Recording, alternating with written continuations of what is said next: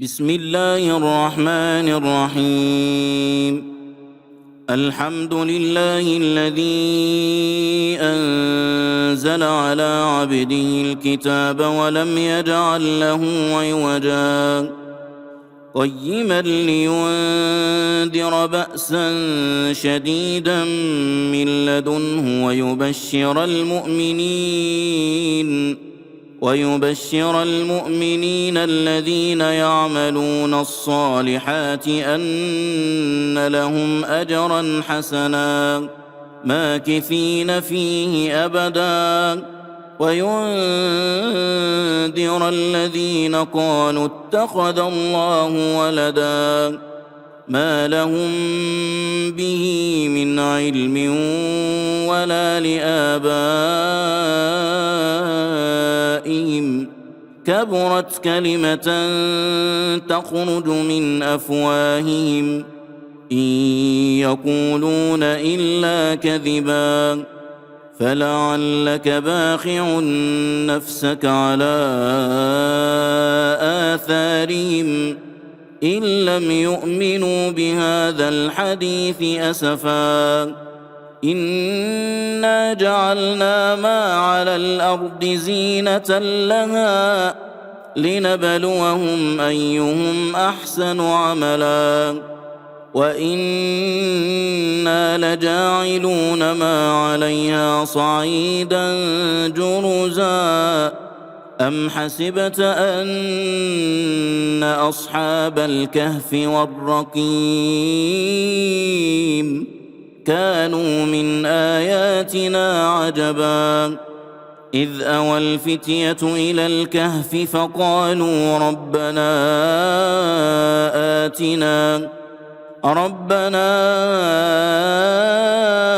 آتنا من لدنك رحمة وهيئ لنا من أمرنا رشدا فضربنا على آذانهم في الكهف سنين عددا ثم بعثناهم لنعلم أي الحزبين أحصى لما لبثوا أمدا نحن نقص عليك نبأهم بالحق إنهم فتية آمنوا بربهم وزدناهم هدى وربطنا على قلوبهم إذ قاموا فقالوا ربنا رب السماوات والأرض لن ندعو من دونه إلها لقد قلنا إذا شططا هؤلاء قومنا اتخذوا من دونه آلهة لولا يأتون عليهم بسلطان بين فمن أظلم ممن افترى على الله كذبا وإذ اعتزلتموهم وما يعبدون إلا الله فأووا إلى الكهف ينشر لكم ربكم من رحمته ويهيئ لكم من أمركم مرفقا وترى الشمس إذا طلعت تزاور عن كهفهم ذات اليمين وإذا غربت تقرضهم ذات الشمال وهم في فجوة منه ذلك من آيات الله من يهد الله فهو المهتد ومن يضلل فلن تجد له وليا مرشدا وتحسبهم أيقاظا وهم ركود ونقلبهم ذات اليمين وذات الشمال وكلبهم باسط ذراعيه بالوصيد لو اطلعت عليهم لوليت منهم فرارا ولملئت منهم رعبا وكذلك بعثناهم ليتساءلوا بينهم قال قائل منهم كم لبثتم قالوا لبثنا يوما أو بعض يوم قالوا ربكم أعلم بما لبثتم فابعثوا أحدكم بورقكم هذه إلى المدينة فلينظر أيها أزكى طعاما فليأتكم برزق منه وليتلطف ولا يشعرن بكم أحدا إنهم إن يظهروا عليكم يرجموكم أو يعيدوكم في ملتهم ولن تفلحوا إذا أبدا وكذلك أعثرنا عليهم ليعلموا أن وعد الله حق وأن الساعة لا ريب فيها إذ يتنازعون بينهم أمرهم فقالوا بنوا عليهم بنيانا ربهم أعلم بهم قال الذين غلبوا على أمرهم لنتخذن عليهم مسجدا سيقولون ثلاثة رابعهم كلبهم ويقولون خمسة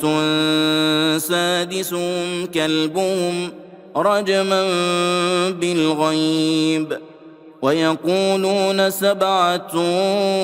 وثامنهم كلبهم قل ربي أعلم بعدتهم ما يعلمهم إلا قليل فلا تمار فيهم إلا مراء ظاهرا ولا تستفت فيهم منهم أحدا ولا تقولن لشيء إني فاعل ذلك غدا إلا أن يشاء الله واذكر ربك إذا نسيت وقل عسى أن يهديني ربي لأقرب من هذا رشدا ولبثوا في كهفهم 300 سنين وازدادوا 9 قل الله أعلم بما لبثوا له غيب السماوات والأرض أبصر به وأسمع ما لهم من دونه من ولي ولا يشرك في حكمه أحدا واتل ما أوحي إليك من كتاب ربك لا مبدل لكلماته ولن تجد من دونه ملتحدا واصبر نفسك مع الذين يدعون ربهم بالغداة والعشي يريدون وجهه ولا تعد عيناك عنهم تريد زينة الحياة الدنيا ولا تطع من أغفلنا قلبه عن ذكرنا واتبع هواه وكان أمره فرطا وقل الحق من ربكم فمن شاء فليؤمن ومن شاء فليكفر إنا أعتدنا للظالمين نارا إنا أعتدنا للظالمين نارا أحاط بهم سرادقها وإن يستغيثوا يغاثوا بماء كالمهل يشوي الوجوه بئس الشراب وساءت مرتفقا إن الذين آمنوا وعملوا الصالحات إنا لا نضيع أجر من أحسن عملا أولئك لهم جنات عدن تجري من تحتهم الأنهار يحلون فيها من أساور من ذهب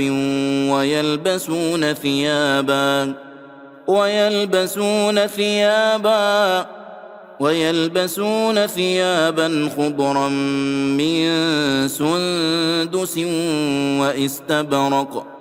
متكئين فيها على الأرائك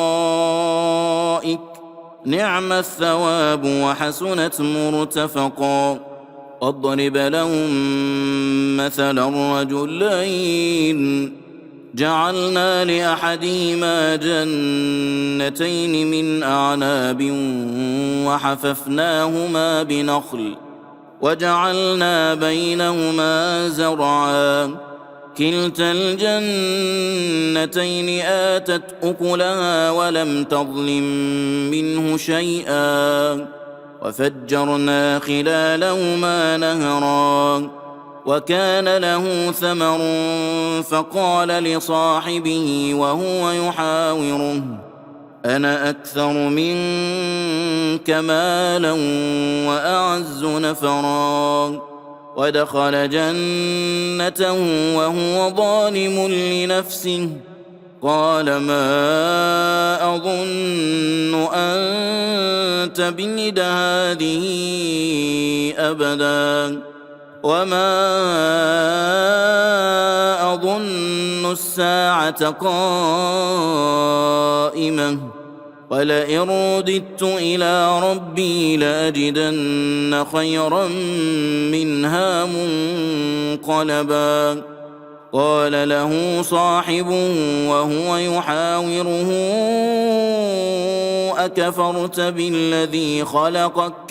أكفرت بالذي خلقك من تراب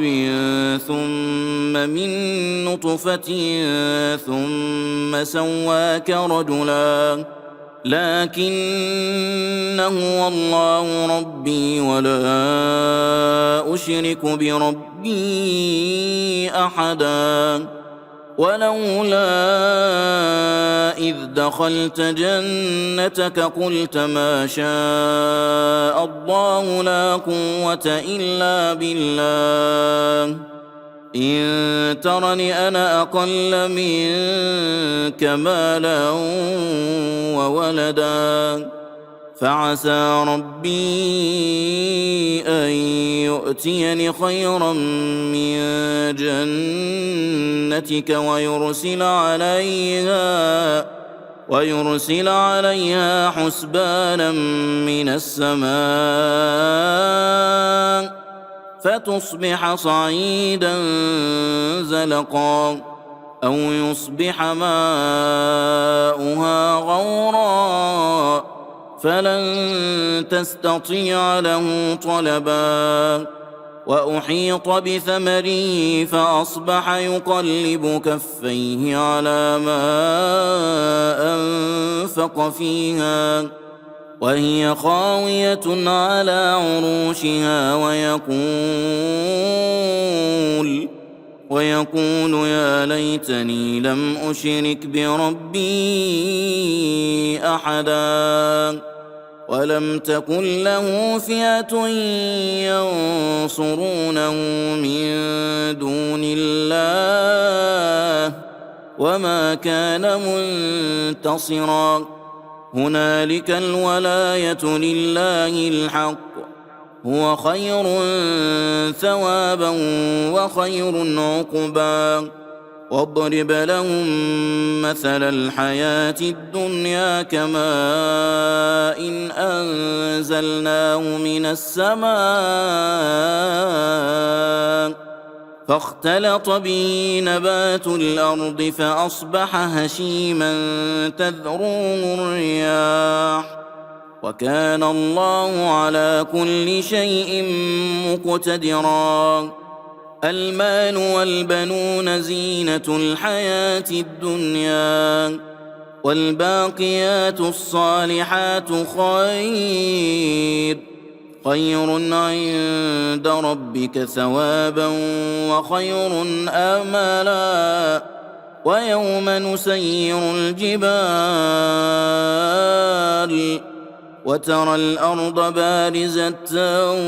وحشرناهم فلم نغادر منهم أحدا وعرضوا على ربك صفا لقد جئتمونا كما خلقناكم أول مرة بل زعمتم أن لن نجعل لكم موعدا.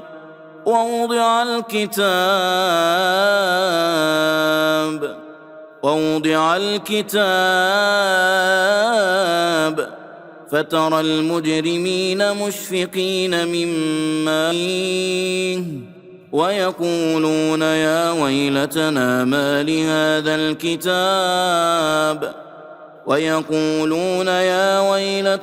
ما لهذا الكتاب لا يغادر صغيرة ولا كبيرة إلا أحصاها ووجدوا ما عملوا حاضرا ولا يظلم ربك أحدا. وإذ قلنا للملائكة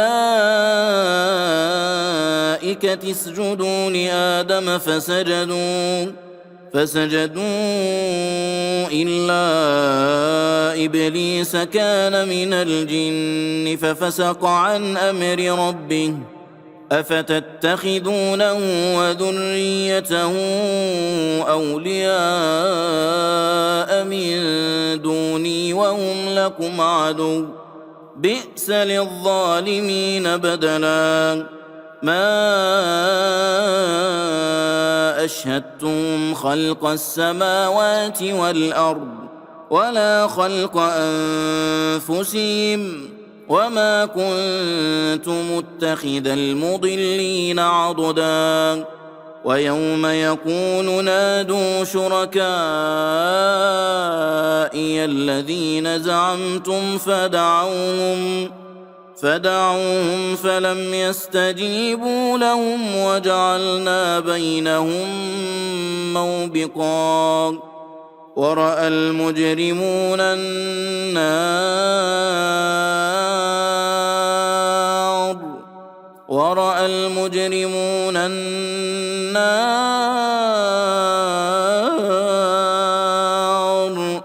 فظنوا أنهم مواقعوها ولم يجدوا عنها مصرفا. ولقد صرفنا في هذا القرآن للناس من كل مثل وكان الإنسان أكثر شيء جدلا. وما منع الناس أن يؤمنوا إذ جاءهم الهدى ويستغفروا ربهم إلا أن تأتيهم سنة الأولين أو يأتيهم العذاب قبلا. وما نرسل المرسلين إلا مبشرين ومنذرين ويجادل الذين كفروا بالباطل ليدحضوا به الحق واتخذوا آياتي وما أنذروا هزوا. ومن أظلم ممن ذكر بآيات ربه فأعرض عنها فأعرض عنها ونسي ما قدمت يداه إنا جعلنا على قلوبهم أكنة أن يفقهوه وفي آذانهم وقرا وإن تدعوهم إلى الهدى فلن يهتدوا إذن أبدا وربك الغفور ذو الرحمة لو يؤاخذهم بما كسبوا لعجل لهم العذاب بل لهم موعد لن يجدوا من دونه موئلا وتلك القرى أهلكناهم لما ظلموا وجعلنا لمهلكهم موعدا وإذ قال موسى لفتاه لا أبرح حتى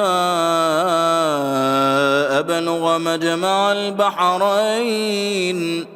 أو أمضي حقبا فلما بلغا مجمع بينهما نسيا حوتهما فاتخذ سبيله في البحر سربا فلما جاوزا قال لفتاه آتنا غداءنا لقد لقينا من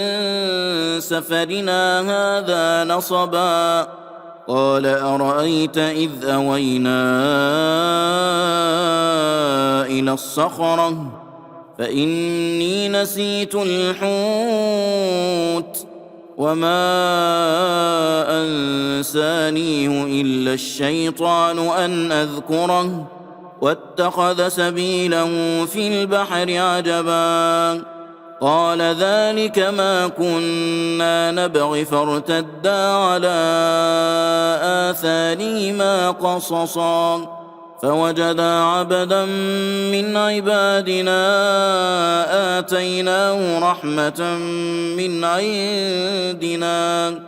وعلمناه من لدنا علما قال له موسى هل أتبعك على أن تعلمني مما علمت رشدا قال إنك لن تستطيع معي صبرا وكيف تصبر على ما لم تحط به خبرا قال ستجدني إن شاء الله صابرا ولا أعصي لك أمرا قال فإن اتبعتني فلا تسألني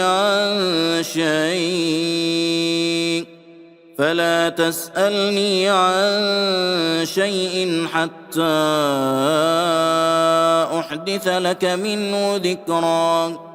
فانطلقا حتى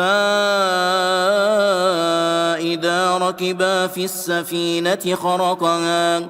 قال أخرقتها لتغرق أهلها لقد جئت شيئا إمرا قال ألم أقل إنك لن تستطيع معي صبرا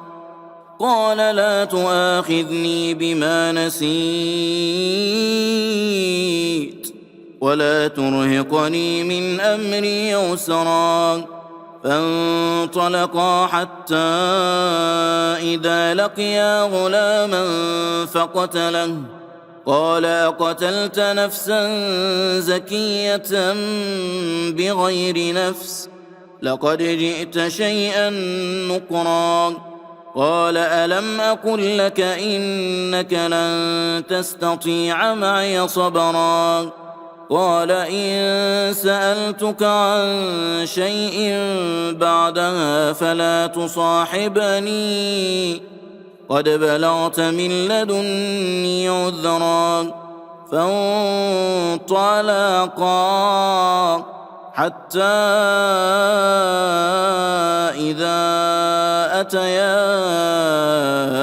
أهل قرية استطعما أهلها فأبوا أن يضيفوهما فوجدا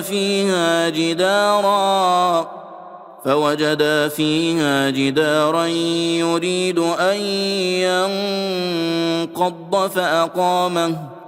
قال لو شئت لاتخذت عليه أجرا قال هذا فراق بيني وبينك سأنبئك بتأويل ما لم تستطع عليه صبرا أما السفينة فكانت لمساكين يعملون في البحر فأردت أن أعيبها وكان وراءهم ملك يأخذ كل سفينة غصبا وأما الغلام فكان أبواه مؤمنين فخشينا أن يرهقهما طغيانا وكفرا فأردنا أن يبدلهما ربهما خيرا منه زكاة وأقرب رحما وأما الجدار فكان لغلامين يتيمين في المدينة وكان تحته كنز لهما وكان أبوهما صالحا فأراد ربك أن يبلغا أشدهما ويستخرجا كنزهما رحمة من ربك وما فعلته عن أمري ذلك تأويل ما لم تسطع عليه صبرا ويسألونك عن ذي القرنين قل سأتلو عليكم منه ذكرا إنا مكنا له في الأرض وآتيناه من كل شيء سببا فأتبع سببا حتى إذا بلغ مغرب الشمس وجدها تغرب في عين حمئة ووجد عندها قوما قلنا يا ذا القرنين إما أن تعذب وإما أن تتخذ فيهم حسنا قال أما من ظلم فسوف نعذبه ثم يرد إلى ربه فيعذبه عذابا نكرا وأما من آمن وعمل صالحا فله جزاء الحسنى وسنقول له من أمرنا يسرا ثم أتبع سببا حتى إذا بلغ مطلع الشمس وجدها تطلع على قوم لم نجعل لهم من دونها سترا كذلك وقد أحطنا بما لديه خبرا ثم أتبع سببا حتى إذا بلغ بين السدين وجد من دونهما قوما لا يكادون يفقهون قولا قالوا يا ذا القرنين إن يأجوج ومأجوج مفسدون في الأرض فهل نجعل لك خرجا على أن تجعل بيننا وبينهم سدا قال ما مكني فيه ربي خير فأعينوني بقوة أجعل بينكم وبينهم ردما آتوني زبر الحديد حتى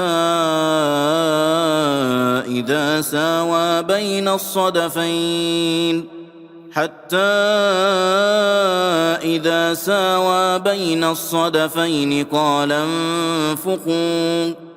حتى إذا جعله نارا قال آتوني أفرغ عليه قطرا فما استطاعوا أن يظهروه وما استطاعوا له نقبا قال هذا رحمة من ربي فإذا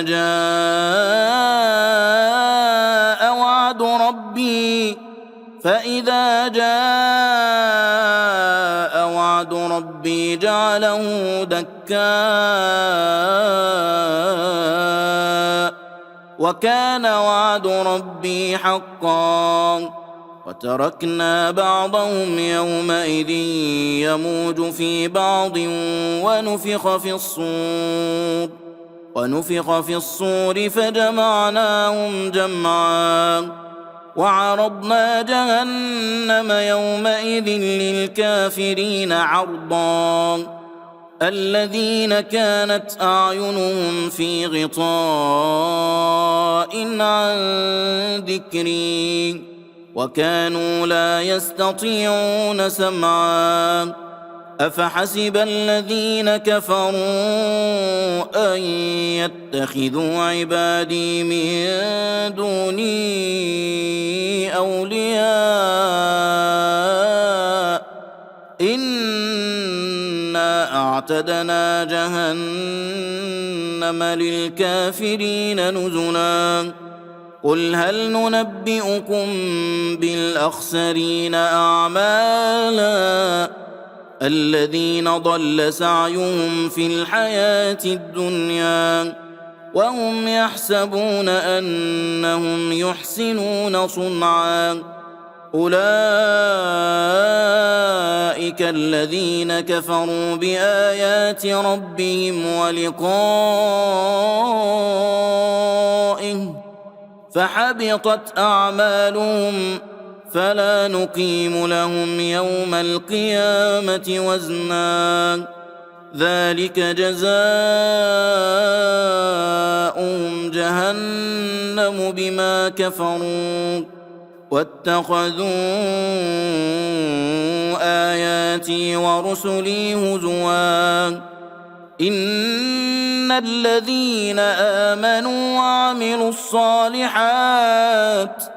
إن الذين آمنوا وعملوا الصالحات كانت لهم جنات الفردوس نزلا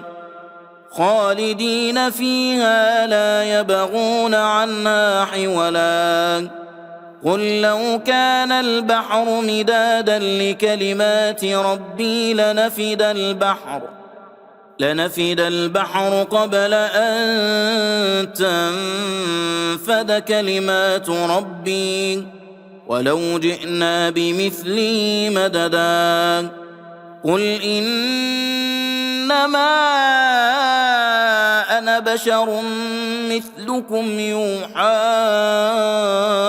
إلي أنما إلهكم إله واحد فمن كان يرجو لقاء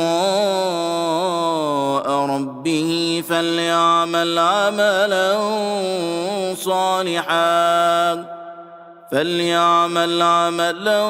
صالحا ولا يشرك بعبادة ربي أحدا.